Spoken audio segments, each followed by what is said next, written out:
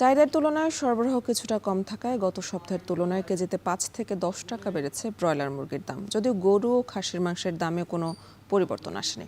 মাংসের দরের আরও জানাতে আমাদের সাথে যুক্ত আছেন মানিকগঞ্জ পৌরসভা নিমতলী বাজার থেকে আসাদ জামান। আসাদ, ব্রয়লার মুরগি কত কেজি দরে বিক্রি হচ্ছে আর জানাবেন গরু আর খাসির দামও।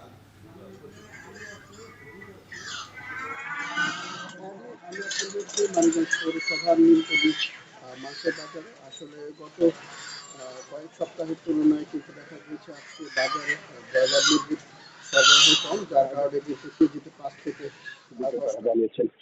আর প্রতি কেজি ব্রয়লার মুরগি বিক্রি হচ্ছে 190 থেকে 200 টাকা কেজিতে।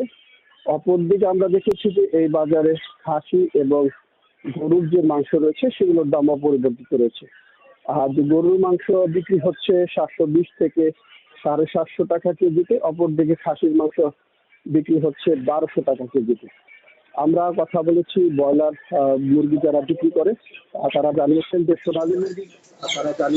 সোনালী মুরগির দাম 320 টাকায় রয়েছে, কিন্তু ব্রয়লার মুরগির সরবরাহ আগের থেকে একটু কম থাকার কারণে বেড়েছে। যে বিক্রেতা আগে প্রতিদিন 50 থেকে 70 কেজি বিক্রি করছে, তারা কিন্তু এখন সরবরাহ কম থাকার কারণে 20-25 কেজি কম বিক্রি করছে বলে তারা জানিয়েছে। অপরদিকে ক্রেতাদের সাথে কথা বলেছি, তারা জানিয়েছে যে সপ্তাহে যে মুরগি 190 টাকা দরে কিনতে হচ্ছে, সেটা কিন্তু আজ 200 টাকা কেজিতে কিনতে হচ্ছে। প্রতিনিয়তই যদি এরকম বাড়তে থাকে তাহলে তাদের যে অর্থের ব্যয় সেটা কিন্তু বেড়ে যাচ্ছে। আর খাসির মাংস সেটা ওই 1200 টাকায় রয়েছে। আর গরুর মাংস মান ভেদে 720 থেকে 750 টাকা বিক্রি হচ্ছে। সেখানেও কিন্তু ক্রেতা সংকট দেখতে পেয়েছি, কারণ আচ্ছা সকালে কিন্তু একটু আগেই আমরা দেখেছি যে প্রায় 30 থেকে 40 মিনিট বৃষ্টি হয়েছে, যার কারণে কিন্তু দেখা গিয়েছে যে ক্রেতার সংকট কম রয়েছে।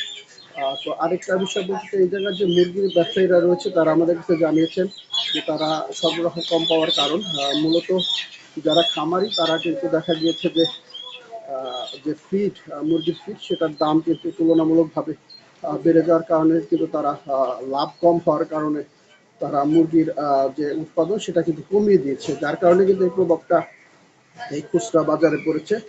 তো তারা বলেছে যখন এই জিনিসগুলো স্বাভাবিক হবে তখনই কিন্তু মুরগির দাম কমবে বলে তারা আমাদেরকে জানিয়েছে। তো এই ছিল আমার কাছে মুরগির বাজার থেকে সবশেষ সংবাদ। মানিকগঞ্জের মাংসের বাজার নিয়ে জানাচ্ছিলেন সহকর্মী আসাদ জামান।